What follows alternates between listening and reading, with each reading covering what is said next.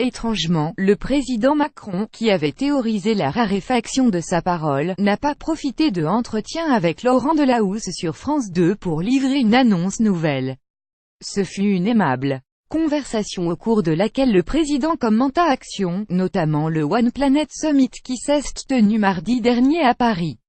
Interrogé trop superficiellement, le président en resta aux grandes généralités. Pour les résumer en quelques assertions, la France, après avoir combattu Daesh, veut gagner la paix en Syrie. La France va s'engager plus fortement dans l'éolien et les énergies renouvelables mais n'est pas en position de réduire rapidement le parc nucléaire. Le président comprend que Donald Trump se soit retiré de l'accord de Paris parce que c'est une promesse électorale. Et, en même temps, désapprouve le manquement des États-Unis à un engagement international. Le président Macron qualifie Nicolas Hulot, un inquiet qui agit de ministre engagé et refuse de le considérer comme un allié aménagé car le président Macron n'a pas d'allié. Une manière de se démarquer de François Hollande quitté en 2014 par les ministres écologistes. Inévitablement, le président Macron n'a pas pu échapper à une question sur le chômage.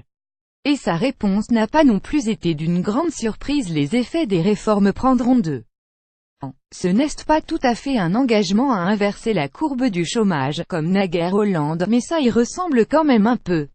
Enfin, Delahousse s'intéressa à la vie de bureau du président.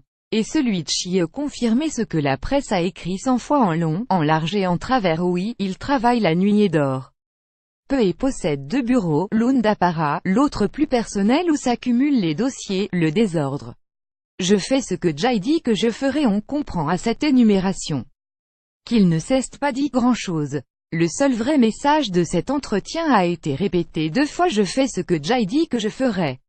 Emmanuel Macron sait pertinemment que c'est sans doute meilleur argument auprès des Français, même et surtout auprès de ceux qui ne partageaient pas, en mai dernier, ses convictions.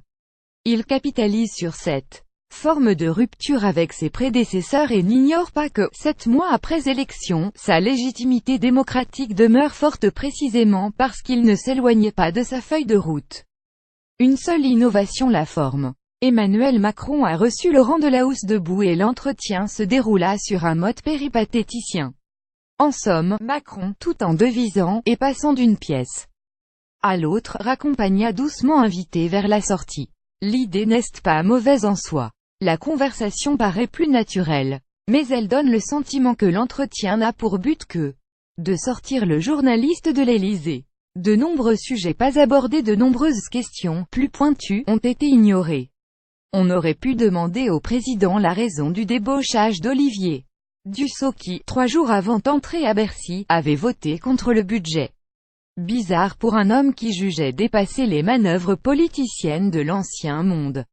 On aurait pu aussi lui demander ce qu'il comptait faire de parti, La République En Marche, lors des élections européennes de 2019. A-t-il déjà une idée sur la tête de liste et sur quel thème centrer la future campagne? La tête de liste macroniste doit-elle être obligatoirement de nationalité française? Une fois élus au Parlement européen, les eurodéputés de la majorité présidentielle rejoindront-ils les groupes sociaux-démocrates, les conservateurs du PPE ou les libéraux? Et puisque la grande réforme de 2018 sera la formation professionnelle, on aurait pu aussi lui demander s'il souhaitait décentraliser au maximum la question de l'emploi en confiant un rôle éminent aux régions, comme le suggère Valérie Pécresse. Emmanuel Macron n'est pas le premier président à accorder un entretien télévisé pour rien. Il ne sera pas le dernier non plus.